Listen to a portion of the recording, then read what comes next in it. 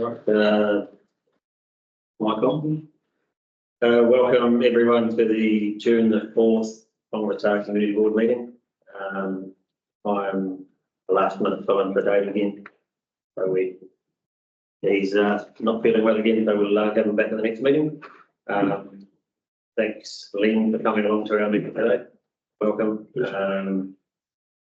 We have an apology today from Dave. Any other apologies? Carry on. So can we move to apologies? Someone? I see. Second. All those in favour? Carry. Public forum today, we have one speaker, Ian. Welcome, Ian. We're ready to go. And here, obviously, you realise you get your 5 minutes. Yep. And when you're ready, maybe we're going to bring the feet up to here. It might be easier than we can get closer to the microphone. Yeah.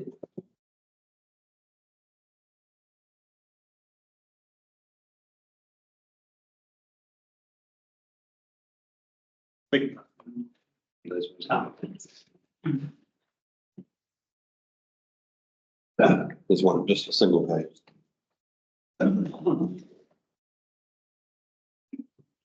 Someone got one. Oh, I've got chalk. Speaking notes. I know what you're going to say. Yeah, we've got a copy. Do you want? It's something like that.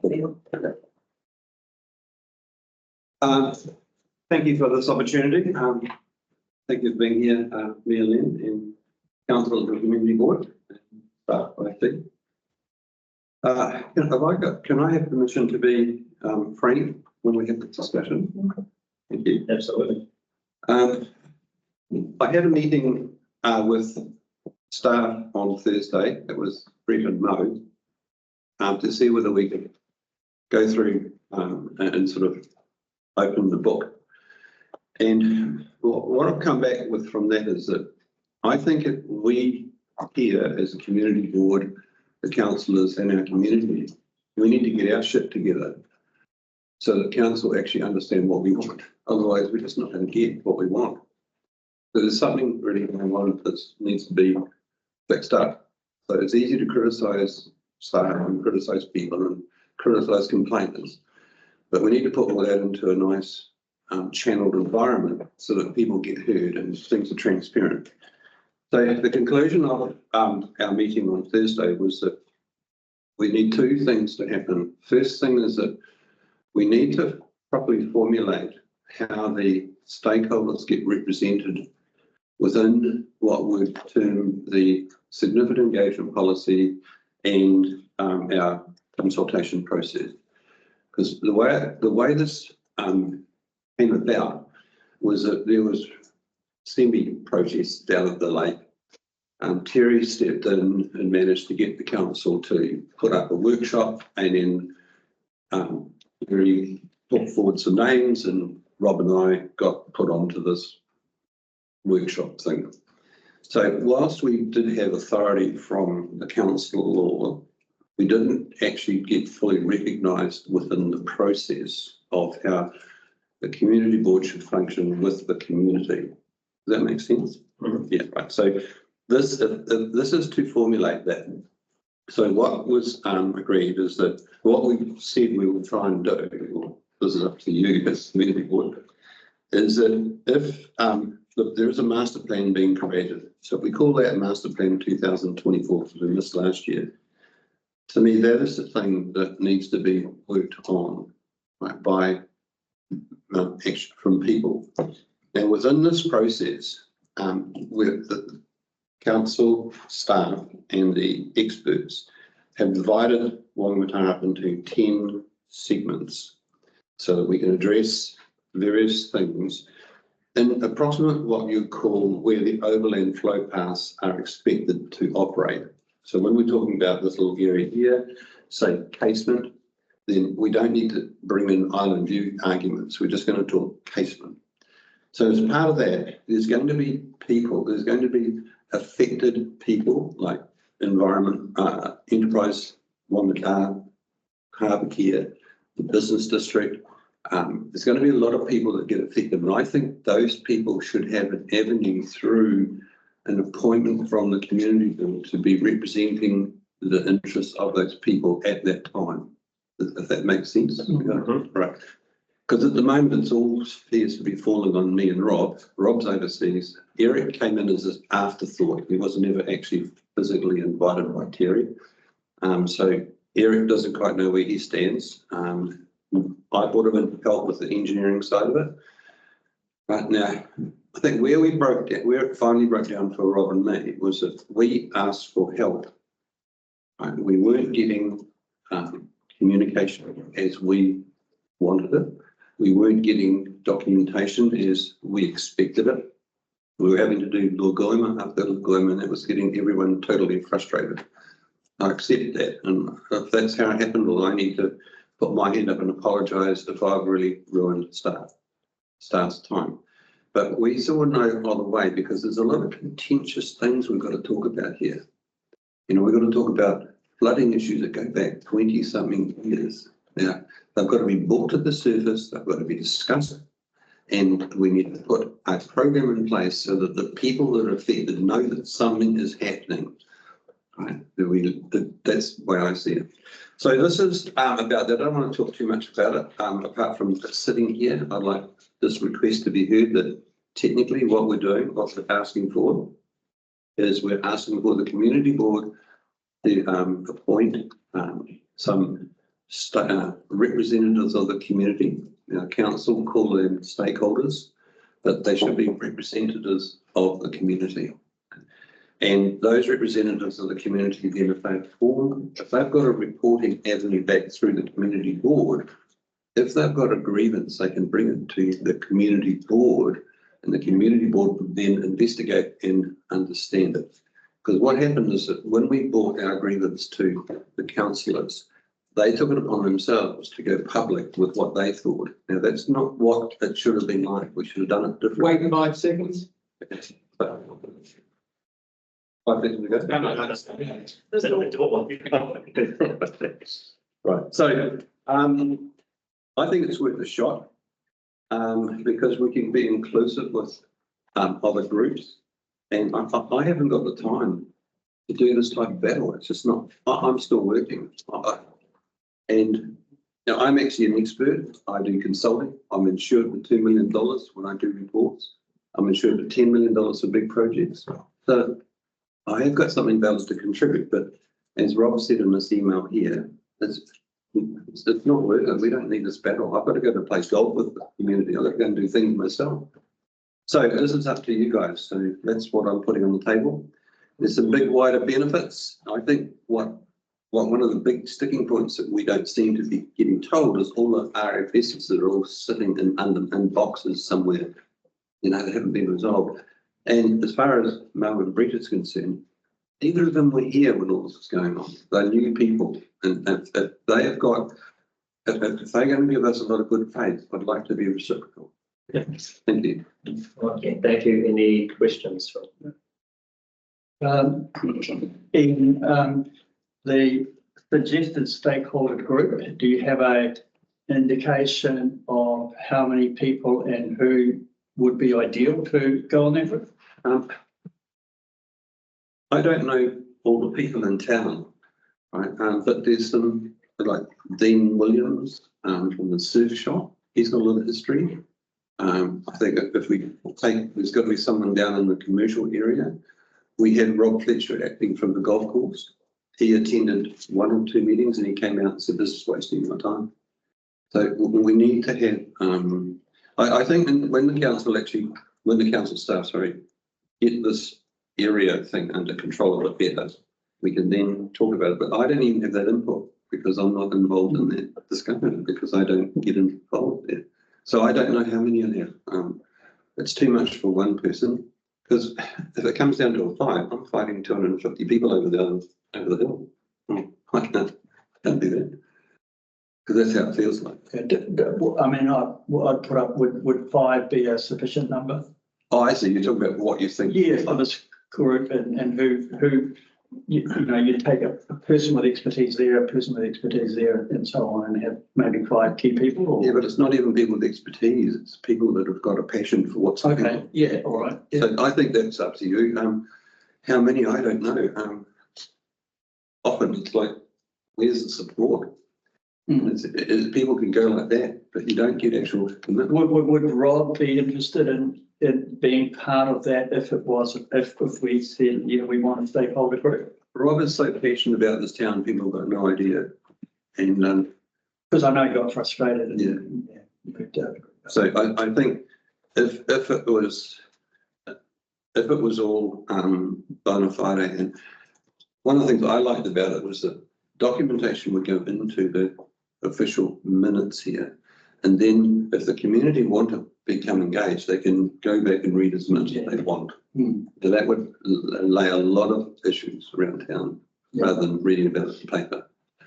I can't commit with Rob. I know that he's very frustrated. He said he won't come back, but I did put an email. I asked him again on Tuesday, and he emailed me back from myself and said that I think he would.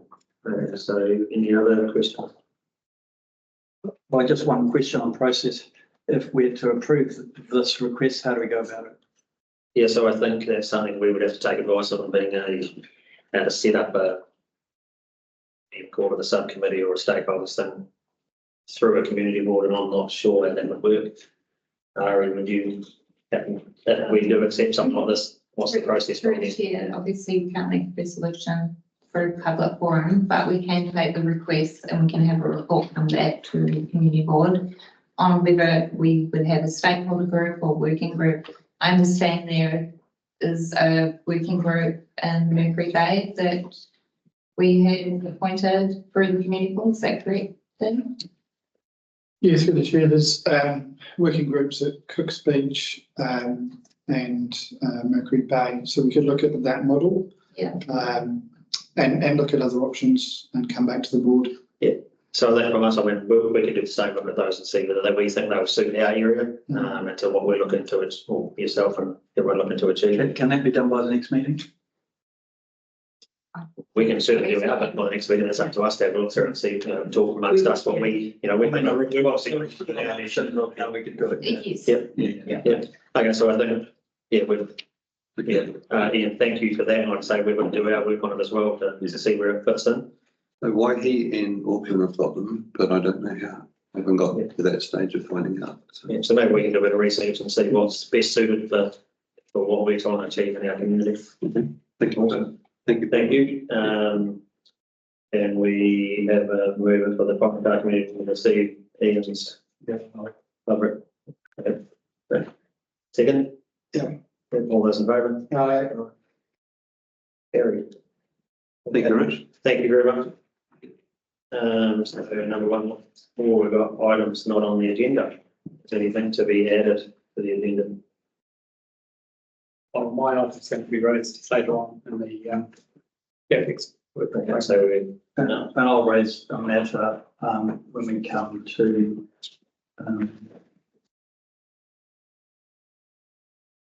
when we come standing orders, your standing orders under the 2.3. okay, so nothing on this, on 1.4. No. Okay. What about anyone have any conflicts of interest that was clear? No. Minutes for confirmation. Motion for the Whangamatā Community Board accepts the minutes for the community board meeting April the 9th, 2024. Can I just have a question? Is that the right time to look? Yep, that has to do with the last minute, yeah. Yeah, the last minutes. There are attachments and references throughout, and I can't. I've tried linking onto them online, and I can't get them. So should they be a formal part of the minutes? If it says attachment A and attachment B. Through the chair, we'll check for links, but that should make up the form part of the minute. You'll be able to click on them and have them available. But if you're saying that you I can't, I have tried, yeah. Okay. Because I realised I get a hard copy which I work through, but then I wanted to go back have a look. So I went through the online to get it, and the links didn't work. Okay, we will check first, see what's happening. Thank you. Awesome. Yeah, so yeah, obviously looked at it. Anything else to raise from the previous? No? Okay. And we have a mover and seconder. Nothing. All those in favour? Carried. Okay, so we've got 2.1, which is discretionary fund for the Ōpoutere Board. So Elaine. So I'll take the who has been read. So this is just a request from the Ōpoutere Board. They have over the course of time got a lot of external funding, and this will be the last bit to just finish the fall off so that they can actually start opening it up for hireage. The last thing they did was last week where the floors were all revarnished and redone. And they've also since got external funding to fence the hall area as well. So this is just the last bit to actually help get them to be able to hire that, open that hall up for hiring. Awesome. So any questions, comments? Yeah, there's a question. Eileen, how's the proposal for the hall hire going? You've got a little working group that's going to hire it and Well, you've got your committee who runs the whole. and once they get to hire, do you know it's going to? They haven't got that far yet because they still haven't been able to get it up for hireage. They've just, this is like I say, this is the last bit. So now they can go out and start marketing. Any other questions? No. I think similar comments to Eileen. They've obviously done a lot of work and they have done some massive improvements out there on it. And saying that $2,947 is quite a bit of money. So we're going to make a decision whether we're going to give that to them. We obviously have that money in our funds, do we, Eileen? Yes, you do. Okay, I'll get the ball rolling and move that we agree to the proposal for 2 million. Okay. Anyone second that one? I'll say that. Yeah. All those in favour? Aye. Carried. Okay, so 2.2, we've got provision for the zebra crossing at Martyn Road. We got Ed online. No, you've got James. Oh, okay. It's James. isn't it? James, you're online. Yeah, good morning, board. Sorry, Ed's on annual leave today. So Ed wrote, through the chair, Ed wrote the report and he's kind of left me in it a little bit with this. So Okay. I'll take the report as being read. Yeah, so yeah, definitely can read. So I suppose I can start with a question. Can you just tell us exactly where the crossing would be going? I don't exactly know. I would have to get back to you, but I would be able to provide that information, I'm sure, by the end of the day. Okay, because it says on the corner of Martyn and Aiken. Yeah. Yes. But- So once I got the meeting, the minutes, I went along to the businesses that are around that area and sort of asked them, you know, obviously their thoughts on it being right there. They were under the understanding it was going down by the rugby grounds where the bus station is. So I'm not sure. I've tried to get confirmation of exactly where it's going. It says it's on that intersection. I believe there used to be a not quite a zebra crossing, but another setup on there. Point then.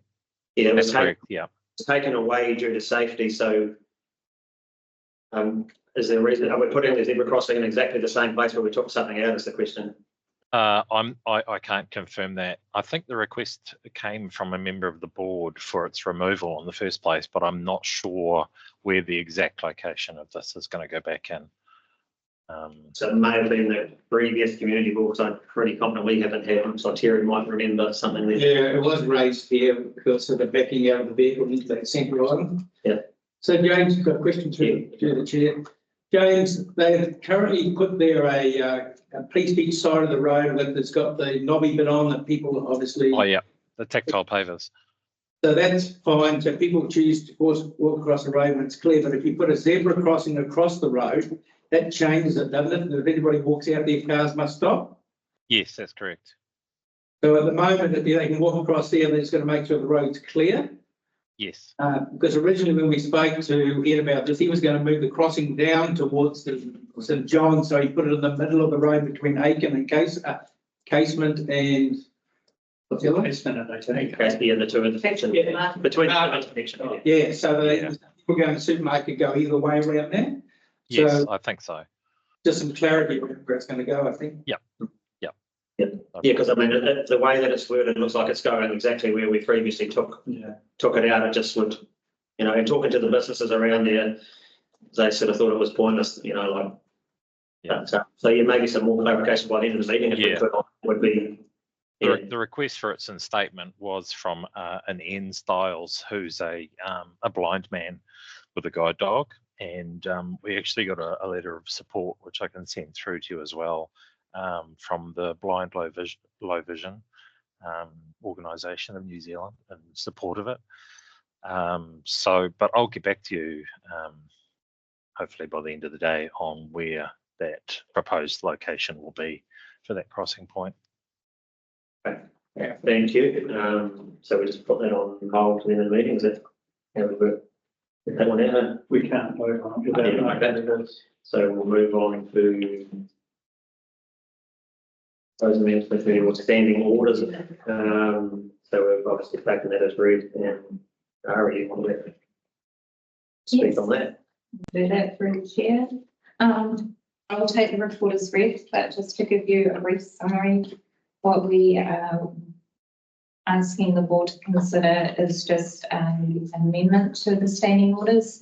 So currently we work with the forum being physical, and what we're asking is that those that are attending online are also charged on the phone.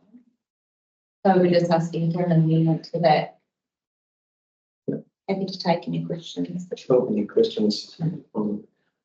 I just comment to say it's a good thing to happen. I think the quorum here is allow people from at home to be able to be part of the action, so I'd support it. I'd like to make it.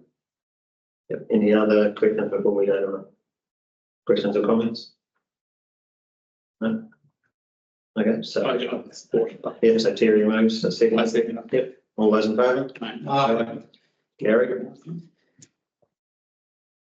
And so now we're up to 2.4 expressions of interest for the Whangamatā Info Centre.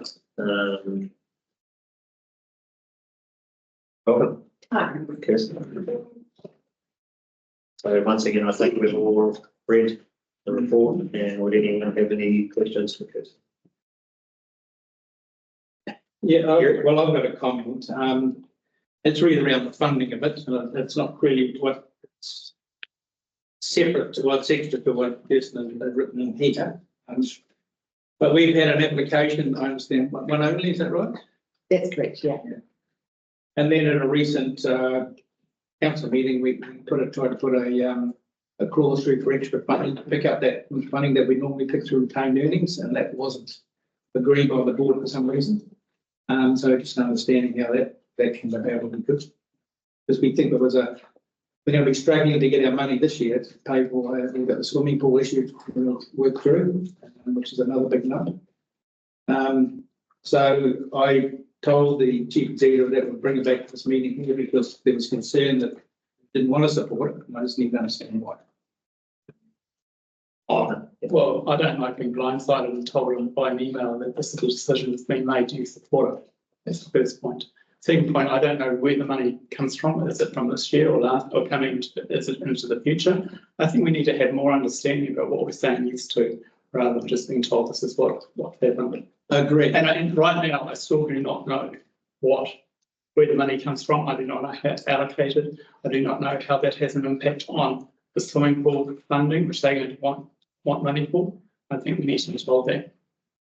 Right. So at the meeting, it's actually. But I don't, with respect, I don't think that being told that now is the right time. We should have a proper report if you're going to want an increase in funding.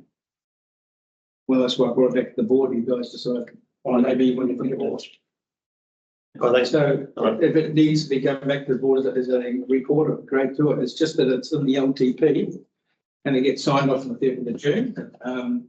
So it was kept out in the dusty. There's no one there to discuss it with, and we'd certainly like to discuss it, but the decision was made, and then the board was concerned about how it was discussion. So I went back to the chief executive to stop it. We'll come back and talk to the board. So if the board prepared to put something, to look into why it's being funded, or maybe Kirsten could explain a bit deeper about where it comes from. Or you want me to, or what? Can I, so you asked the question of why. I think, like the previous member said, and I was with Dave around the time that the meeting was on. We were also blindsided by it. We hadn't had a talk as a community board about it. There's obviously discussions around funding another 30,000. We get that, but the way it was done at that meeting and funding it out of local rates was obviously going to add to our rates. The community hadn't had any consultation. We hadn't been asked about that either, and that's obviously for us. We may get questions from the public about that being funded. We didn't know, so it was done right on the spot. And the previous community board meeting, when we did vote to $30,000 out of the retained earnings, we were once again told that that was the last one because they were going to get their own funding in the future. So just to talk about the implication of that. So. Yeah, the funding, we were in deliberation. So deliberations normally go line by line through the each money that goes through and decide where it comes and goes. So that was done over 2 days after the hearings from the long-term plan hearings. And that's how we structure the LTP going forward. So those discussions, we took out a lot of money, added some in and moved it around to try and get the right criteria. So that's when it came up through the discussions. And that's really the right place for those discussions to happen. So, so it's difficult if you aren't there or aren't understanding what's going on, but those 2 days are really heavy going. Discussions to try and find out where the money should go for the best use of it for the communities. So that's why it was raised at that particular point. I think we understand the process of how it did happen, but I think for us it was more of a consultation. And I mean, we'd had an email between us all that had we have been going for funding there, we would have preferred to do the swimming pool funding because of the benefits to the wider community. And then we, but that's, once again, we didn't get a chance to have a discussion because you were at that meeting on the day. We get that too. The other thing, we look at it, we must answer to the public as we're elected members. The question of $1,500 a week for the information centre out of rates, is that a good or a bad thing? We need this. It needs to be discussed more. Well, yeah, it's up for discussion, absolutely. But it's considered one of our assets in town, key assets. So, so I don't know where we go from here, but have you got a time frame? Can we leave the time frame? How do we address this? I'm not sure. I don't know how it's at council level with the money out there. That's not actually up to us. Council through a council resolution and it was passed and seconded. Yeah. And then I just put the brakes on it, and I got from Dave said he was concerned about that, and I rang 3 of you, putting it on the mark to ask what was going on. Yes. And then it was up to put the decision to be made at the table, and that's what we made it at the long-term deliberations. So. Yeah, I courtesy for the concern I had, I thought I'd bring it back to the community board and say, would you like to discuss it in detail? Yeah, and I think, okay, so I think the other alarming bit for us, like I say, sitting with Dave, was the fact that in that meeting it was discussed that it had full support from the community board, which was both Mayor and Deputy Mayor both said that we hadn't supported it because we didn't know about it. No, and it had only been passed, but it hadn't had full support. I agree with that.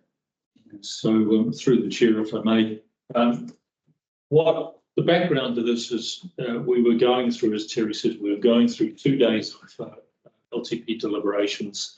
The door was closing. This was the final stage, and Terry saw an opportunity to make a case for his community for providing some funding, knowing that, and this is where I stepped in, knowing that in the past, the information centre had always had that extra top up. The bit that I failed to understand in context was the expressions of interest process that was going through at the moment and how that might have an impact on that. So I stepped in to support Terry and said, look, my understanding is Community Board has always in the past supported additional funding, knowing that Graham wasn't getting enough to be able to keep the wheels turning. Terry saw the opportunity, put it up. I supported it. and it was passed by council. Mm. There wasn't it wasn't an either or, eyesight or pull. The pull thing had been addressed. Rob had emailed myself and emailed the chief executive. We were dealing with that separately. Yeah. And it wasn't an either or situation. From where we sit at council, we would very much prefer that this is a decision that is made at your local community board meeting. It's your decision to make. Yeah. In this case, council got in behind and supported it. If that's not workable for you and you want to bring it back to community board, that's absolutely fine. That's your decision. But I'm just trying to give you some context as to the time frame. There wasn't going to be another opportunity to bring it back. The door was closed because we had to sign off the LT. Yep. Yeah, I think, like, once again, I think we understand the outcome there. So that brings me to the next bit, which you brought up there, is the expressions of interest, which we're going through right here, for funding for 50, whatever it was, 54,000. But now we're talking 80,000. So the people that had the chance to apply for the 54,000, should they now have a chance to apply for 80,000? In that respect, in the last 3 years, they've always done this. I understand that, but the process has been They've that. had to get the extra, they've known there's always been extra there because two people have to be qualified for that. But they're not applying, they're applying for 54,000, they can't apply for 80. So I'm just thinking, once again, from us as elected members, in the room in the public, they're going to say to us, hang on, when it wasn't 54 or 80, that was So the applied. same the year before, the year before. Yeah, I understand that, but, we've got to. So through the chair, if I have ended up putting community board into an awkward position because of my support for that 30, then I apologise for that, and I didn't fully understand the context. We were around the table at the time, trying to decide as council whether to support that individual thing without the wider context. I apologise for that, and if it has put the expressions of interest process into a difficult situation, then again, my apologies for that. Just looking at these figures in the report, do all these other informations get an extra 30,000 as well, or are we sort of a special case? No, that they, all of the information centres get what's in this report, and then they go out for, other revenue from other streams. Okay, so They self-fund. They self-fund, yeah. So is the real cost of running one of these centres about 80,000, and do they each need about 30,000 extra, or how does it work? They all vary, and they all offer different things. Some of them are paying commercial leases for their properties, so a big chunk of their funding goes to paying a commercial lease, which Coromandel Town. But they all apply to other avenues for extra funding, and that funding is that when council provides is just to support funding. So are any of these other information centres at risk of closing for lack of funding? No. And so the other funding options, apart from the council 30,000 here, who could the information centre here apply for other funding? They do. Well, they do a lot of things like advertising through their stores, so that people advertise in the information centres and pay annual fees. The Mercury Bay one gets quite a lot of revenue doing that. They apply to lotteries. They apply to a lot of different sort of funders. They sell event tickets and things and take commissions off that. And they also operate off a wide range of volunteers, so they're not all paid employees. So they have quite a strong Coromandel and Whitianga and the Pawanui ones really good as well. They have 15 people on their roster, so there's not paid people there. So the question I have is our information centre viable at 54,000 or not? Well, So I can the talk. application is for 54,000, so Right. they must be viable, or they wouldn't have applied for it, would be what I would say. Well, I can tell you it's been run by several organisations in town and they've all failed. Wow. So you can go back 2 or 3 times, Dennis knows as well, the local enterprise Whangamatā in it and it failed. And Baker took it over and it failed, and they wanted extra funding to get it done. So we found extra funding for them. And since that day, we've always found that 2 people need to run the show to be fully qualified, and the $80,000 works, and we get a very good service for town. But, you know, that's what's been going on. And so just, sorry if I'm being a bit ignorant, but the 30,000 extra, is that coming out of like our discretionary fund, or where does that come from exactly? Well, it used to come from retained earnings, and that was projects that hadn't been done and the money's kept in advance, and we've always applied. This here is coming through a long-term plan project, which is, I think it's just a rated amount. And it's, you know, Are you talking about the decision that was made? Collaboration in regards to the information centre. That is going to be funded through local rates. Yeah, and how much? Whangamatā rates only. Yeah, with long-term rates, just like retained earnings that come out of long-term. Yeah, a budget of 30,000 in year 1, 2 and 3. Yeah, and how much is the rating from that? It wasn't mentioned at that time. So it used to be pretty angry teams used to get $120,000 when it was an eyesight. So running, and they dropped the eyesight off. But those groups have always come together and talked about the cost of running the business, and they've got to have 2 qualified people, I understand, in each one of those groups to run the show. And they've found out that this is the kind of number that works. And I'm not trying to push any agenda here. I'm just saying this has worked for the last 3 or 4 years, and we've got an operation that works well in town. So it's up to you guys. We don't want to support it, but it's coming out of a rated system that is normally comes out of retained earnings, which is another bucket we don't want to get. Well, I guess I just really need to ask, and maybe we have to ask Graham, was that application for 54 only based on the basis that he'd be getting an extra 30,000? I'm not sure we're allowed to ask him on this meeting because. Well, I don't know, but I mean, if that's that has ramification. It's like you said, it was like got an application for 54, so therefore 54, he can do it on 54. But if he had a different expectation, then we might have to look at it. And he's had that expectation for the last 3 years, and before that there was a top up that came in. Yeah. Through the chair, there's a lot of assumptions flying around the room here at the moment, which I think is probably, we're in territory where it's unfair on Graham, it's unfair on everything. We're a bit out of whack here in terms of where those questions are heading, because it's just, it's unfair on the people.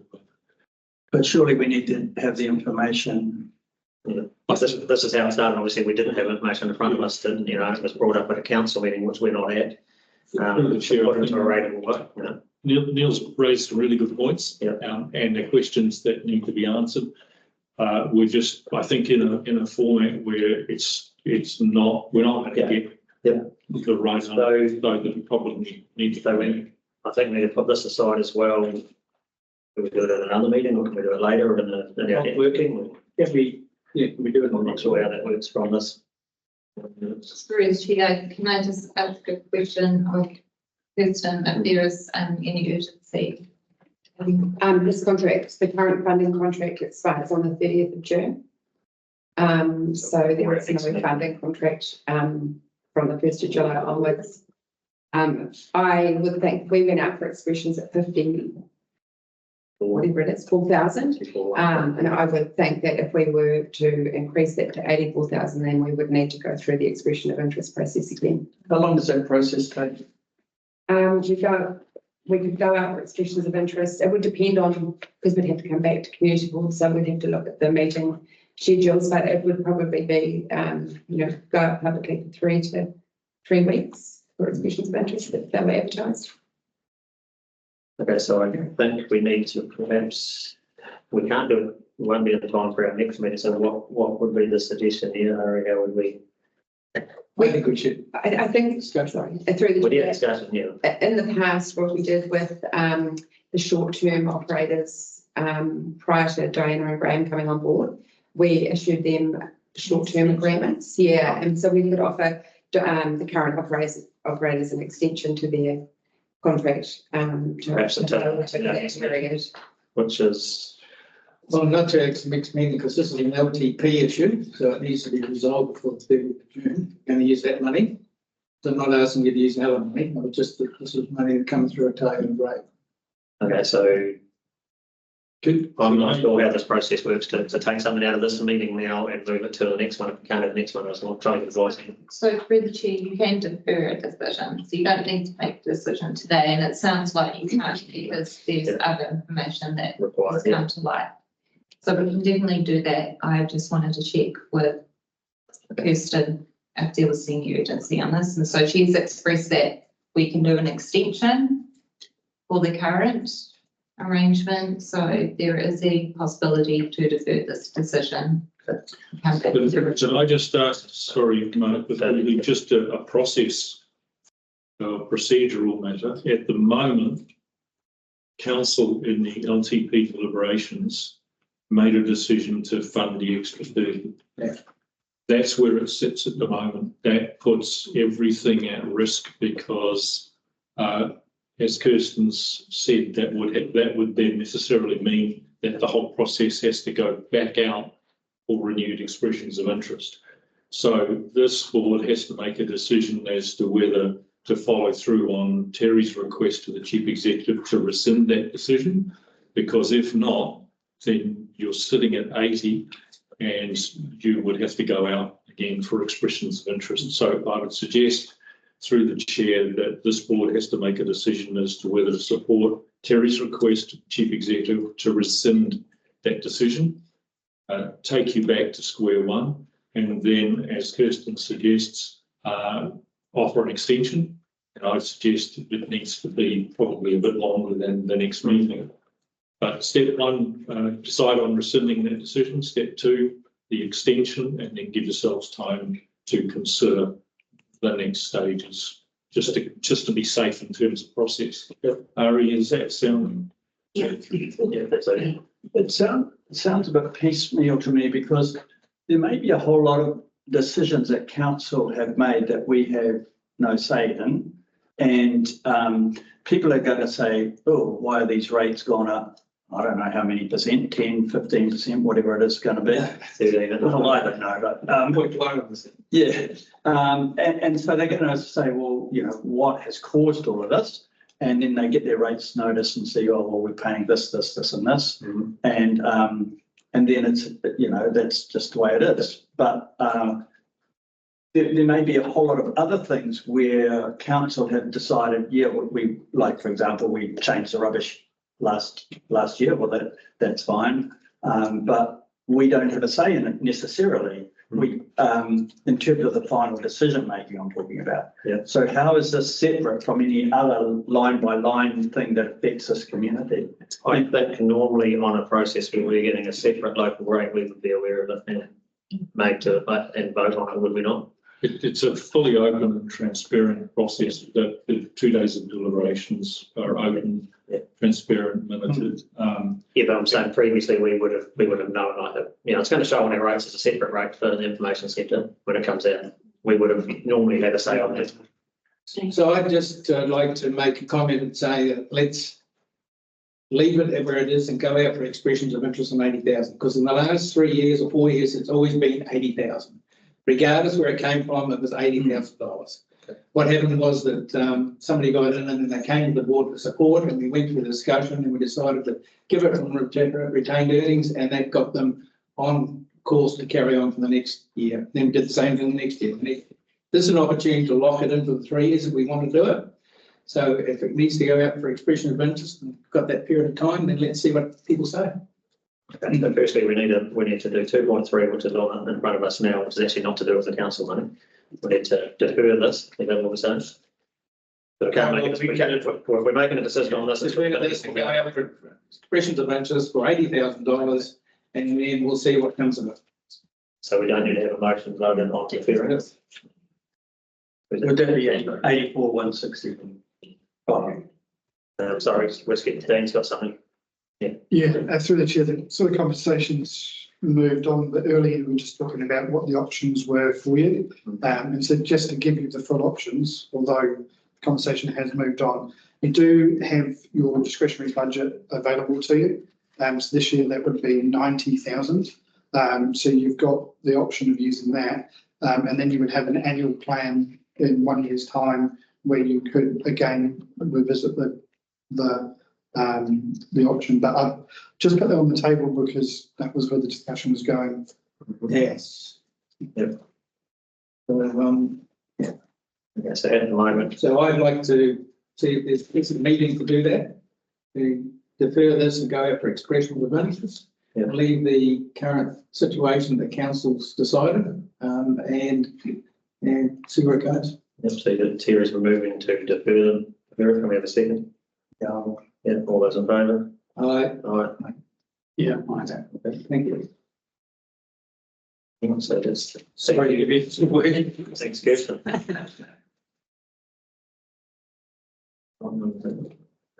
So we've got 3.1, the CAPEX work program. It's Glenn, on the line, is it? Yeah. Good morning, Well- everyone. Yeah. I take it everyone's read this, and shall we just go line for line and start at the top? Yeah. Any questions on parks, reserve, renewal? I do have a question, dollars again. So the cash flow at the end of June is 48 grand and we had a budget of 60, so what happens to that, the difference? We'll spend the 31st, there's 15. There's not a couple of other ones through there. Like, Yeah, that was a good question. The money's lost, it's gone, we've taken it off. Yeah, so Glenn, yep. So renewals work is funded out of the depreciation reserve. Any unspent budget would just be reflected in the closing balance of the renewals reserve, which impacts. Renewals can be quite lumpy over a long time period, so the reserve balance should float up and down depending on whether or not we've had a big or small year for renewals. So any unspent renewals budget just goes back into the renewals reserve that was funding it in the first place. Did that answer that? it doesn't until we get to the third item. Well, let's look at, are we happy with item 1? Any questions on item 1? I just got one. Yep. Did Siobhan come to the meeting? I was supposed to come in last meeting and talk about what he does in parks and said, did he turn up? Was there any discussion about that? At the meeting prior to that, not the April meeting, the one in February, I think it was, there was talks about him coming and talking about what he does in the area around the town's furniture and parks and benches and things like that. I think we had him at a network meeting. We had him at- Yeah, we have. Yeah, he came to the network and explained. Yep. And we talked about the eventually doing the furniture and all that, so he has mentioned. Yep. Okay, so we go on to street furniture renewal. Any questions on that? Yeah, there was an article in on the news about some lady couldn't access one of the seats or something. Did you see that? No. Oh, it's too high or something. Didn't you saw it? Yeah. When she sat on it, she was about this feet from the far feet into the ground. So some of them are, I don't know, they're grubbing. Some of it washes away and. Okay. Yeah, so we shall get some. So that would be an RFS to the council instead of the newspaper. We'll probably get more results. Good. Okay, so 3 would be public roads convenience. Port road public convenience. Yeah, so my question still stands there, 600k, we've only spent 35, so we only get that 600k back to do these toilets, or do we have to go through a whole discussion process again? So through the chair, so the intention is to carry that budget forward into the new year. So this is a 2-year project. It's part of that wider portfolio of about 6-7 public toilets that we are replacing around the district. So it'll be bundled in the contract that goes out in the new year with that budget carried forward. Glenn, can I just ask, TIP funding normally has a time frame around it because they want to get it done within the year that it's provided. Is this not fit for this, or are we okay to carry it forward? Yeah, so the TIF deadline is I'm a little bit vague, but something like Christmas, might be February of 25. So yeah, so we're the TIF funding is not at risk. Thank you. I've got a question. So the 35,000 we've spent to date, what would that be on? Because it still says that we're going out to an architect and we're going to get designs done. So how would we have spent 35,000? Is that just to look at it? Okay, so through the chair, so spend to the end of March. I'm sorry, those dates just run a little bit. The actuals run a little bit behind, but that was only 1,600. So the 35k is our forecast to the end of this financial year. So yeah, that will be where we've done that other work. Yeah. Okay. No other questions on that one? No. Okay, so then we've got the dump station. I have a question. Yep. This things to drag on forever. I remember being spoken onto this board and it was all going. But anyway, back in the minutes, we've just confirmed the line item that says staff-wise, the dump station design was complete. The tender for this project were already ready. And here it says that we're expecting now the design in June and construction. It's just going to drag on and drag on and drag on. And over the long weekend, I understand there are issues with the existing pump station. There's no water supply happening there. People were going around to people's places. I was studying here. I'm told this by one person that had to go. People are going to other people's houses so they can fill up with drinking water into their vehicles. Yeah. So I mean, really, we're just dragging this dump station on forever and a day. Yeah, I actually agree on that. I mean, I remember sitting here in one of our first meetings, if we had someone present to us this beautiful bit of booklet, which I was told the dump station was getting built. Yeah, it is the date, and it seems to keep moving. Have you got any idea on when we might turn some dirt on that one, Glenn? Yeah, I'm not up to speed on the glitches that have caused it to drag, and I agree that it does need careful attention to make sure it maintains what momentum it does have. So we'll be in the new financial year, so tendering for that. So July, August, there should be confirmation that we've got a contractor in place for that. Yeah, so you do have all the plans and all the designs done? Yep. Okay, so they're not during you've got them. Okay, and then construction tendered during the first financial year, so it doesn't mean it's going to get done. First quarter. So yeah, so that's the early July, August, September. So do you reckon there's a slim chance we may have it on by the summer? I would be very disappointed if it wasn't done by summer.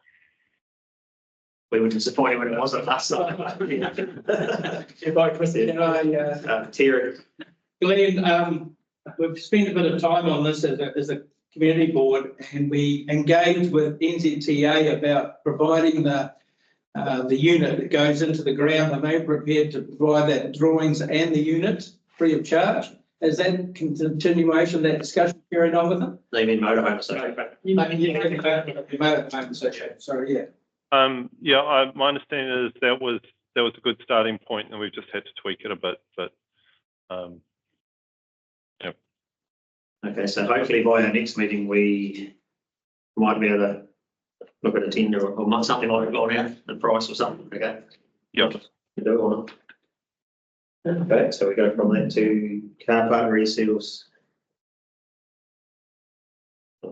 That's completed anyway, so we don't need to worry about that. No questions on it. Right. We've got a surplus, so back into the reserves, I guess. Yeah. Chair, just through the chair, asked Eileen, there was a request from, I think it was Access 11, is it, up there by Pippi Road, that guy's one an area there, Task Hill, was that discussed? I'll pass those emails on to council. They've gone on to the infrastructure team for them to address those. and there was a response back responding about why it's done. For the matters being. You're talking about the car park. Yeah, I did that while I went overseas. That was. So they were reported onto the roading team. So something happened to them? I'd have to check up with Ed as to where they got to with that. Have they done? No, I understood that they weren't doing anything. But That- my reference. That was my understanding from the emails that Ed has already had with the Yeah. person earlier Yeah. last year, that the stance was still the same, but I haven't caught up with Ed to find out from those last lot of emails. So maybe an email back to you after, just. When I Yeah. myself, It's up to the board, like, just following up really from our list. It is a pretty rough area in terms of what its current state is, but there are two major construction sites, so it's probably not a good idea to get on and do it till they're finished, I would have thought. Otherwise, you just waste the money and do it again. Right, if it's going to get done, so. Okay. And then we go to footpaths. Any questions there? Program expected to be completed in early June. Don't know where it was. Nothing on that one?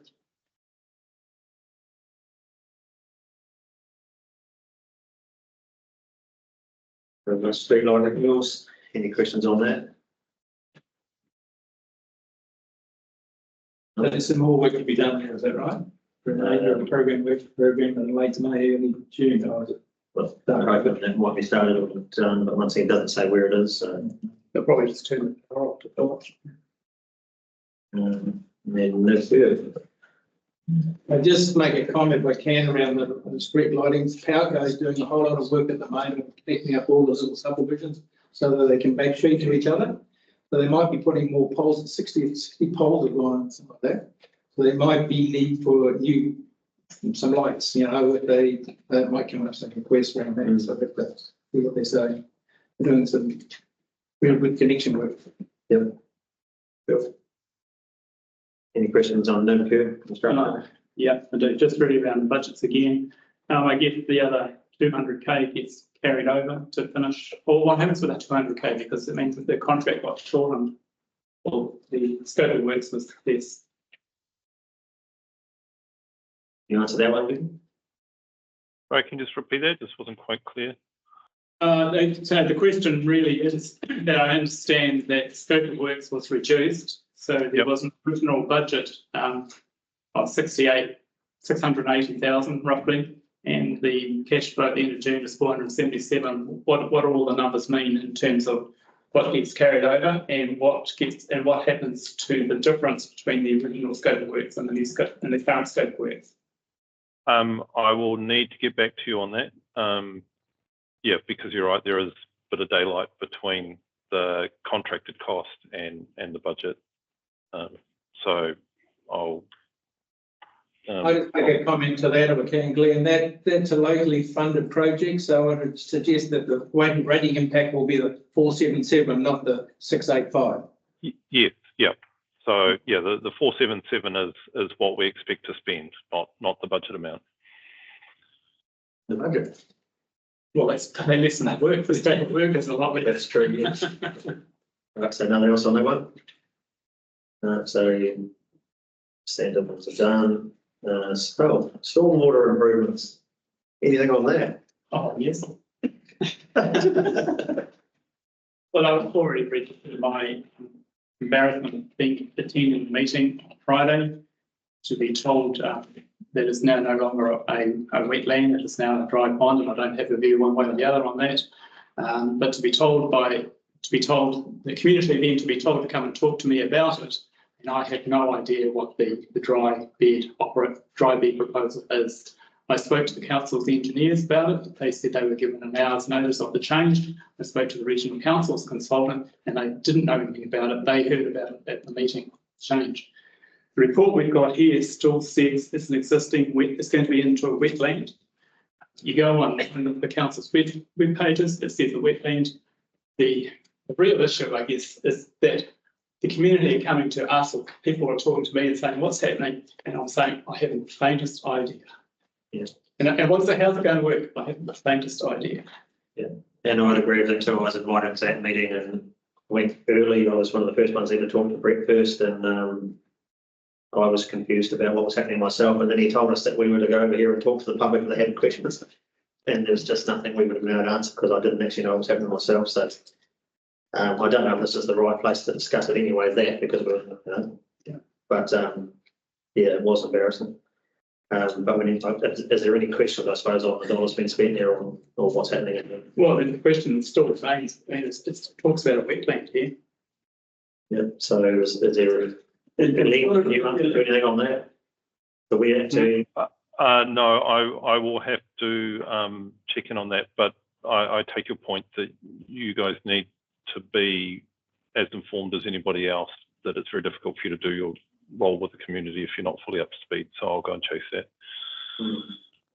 Yeah, and I do understand, I believe it changed the day before due to a meeting. We did get told that the night before, but we didn't know what it had changed or what it was actually changed to. So we turned up to the public meeting the same as the public. And so I can understand to that. And I think that I'd like to see some comment given to the public apology. They were given a drawing of a wetland. They got told, I hear the drawing of the wetland and handed it all out. Oh, we're not doing it. I'm like, you're taking the community for mugs. They turned up and so no wonder the real questions weren't answered or weren't asked and weren't addressed. The meeting was a shambles. As I said, I don't have a view on one way or the other what the option should be, but I certainly don't understand at this point in time how the dry bed option operates. Yeah, But I I would think agree on that too, the embarrassment of it, and I think we've taken a step backwards for, I suppose, the consultation relationship with the community to us, to the council, and those sort of meetings like that. It doesn't help. Seems to me that $154,000 has simply been wasted. It's been put into detailed design completed in April, and then it's been chucked. Is that a correct summation? Well, has it been changed? I don't know. Can you answer that one, Glenn? If we've spent 154,000 designing a wetland and now it's changing, do we need to spend more to design a dry place? All I can say is that's a fair question and I need to go look into it. I suspect like the 154 won't have only been spent on detailed design, and I don't know what's triggered the change, whether that's something at the regional council that's happened that was outside the team's control, or I need to go and just get a debrief on that. So I wasn't aware that those changes had happened either. So it says at the bottom line, Waikato Regional Council have confirmed the scope of work, so it's permanent. There's a permanent activity, must be agreed with. That's the wetland though. That's the wetland. Yes, I was going to suggest every single one of those comments is now redundant, right? Yeah. The whole thing is wrong. Yeah, I suppose it is. It's also a wetland, so there's no point in really saying on it because we can't comment on it. No, I will go and source some adequately up-to-date comments, and we'll circulate those. Terry, you might be able to answer that, or Len. I know in the long-term plan we've got, is it 9 million or something for stormwater improvements? So that will start showing in here once the long-term plan's been approved. Yeah, so that'll go to the 27th of June meeting. And if that's passed then, there's $9.2 million going forward, at least 4 to 5 years. Relating. Is that 1.2? That's in the current. That's the share that stays. Yeah, that's not 9.2. That's 9.2 including plus this. Well, I would think so, depending if this has been done or not. So how much is spent just before the 30th? There's the starting week yesterday or something like that today. So maybe we should have in the coming months a budget of maybe 10% of the 700,000 for that job today. So the difference between 700 and 1,200 should get rolled over into next year. Okay, cool. Just for respect to that last comment, that they're starting work today. I mean, I have no idea what they're doing. So through the contracting process, were all the contractors made aware of the change, or we brought ourselves another problem in that you prepared a contract to do something else and then you're doing something different, and it's not a fair deal. Me, or just a question? That would be to Glenn if that was a question. Oh, we can't answer that. Did you get the question, Glenn? So that was, are the contractors aware of the changes in scope? Yes. Budget? Yeah. I again don't know. I'll have to look into that. I'd love to be able to offer some intelligent commentary on this, but I'm sorry, I'm not serious. I was actually looking at Lee. He's the boss. So look, I'm out of the loop on this one, and partly because the end of last week we were just jam-packed with other stuff, and I simply haven't had a chance to sit down with the chief executive. I'll be doing that and hopefully come back with some answers. I think you'll find it interesting. Yeah, so you guys will probably get answers before I do, but I'd like to get up to speed as well. So yeah, so I can. I'm sorry. Well, thank you. Any other comments on that? Like I say, it's actually on a wetland anyway, so there's not really much we can talk about. question. It doesn't make the council look good. No. All right, so that finishes that one. Now, those 2 weeks, all right. So can we have a move for the CAPEX? That's a hard one, isn't it? Maybe we can receive it, but that's about it. There we are, just received that. Yeah. Yes. We're just receiving it. Can we have a move for that? Receive it. Receiving it. All those in favour? All right. No, Procedural. Anyone? So, again, I think we're just going to through them.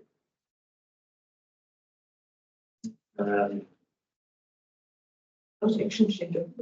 it's just not. It's just. Oh, I mean, the- oh, yeah, sorry, thank you. Yeah, it's just the lights of Lincoln Road Reserve and Spartans Green for the. Most of the. It's pretty easy, isn't it? Yeah. All right, or even second for that, to receive it. Hearing all those in favour? Aye. Carried.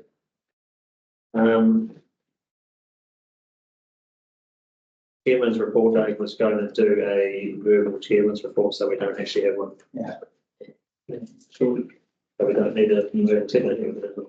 No. But that's in there, so what do we say? Receive this, or is it? Yeah. Yes.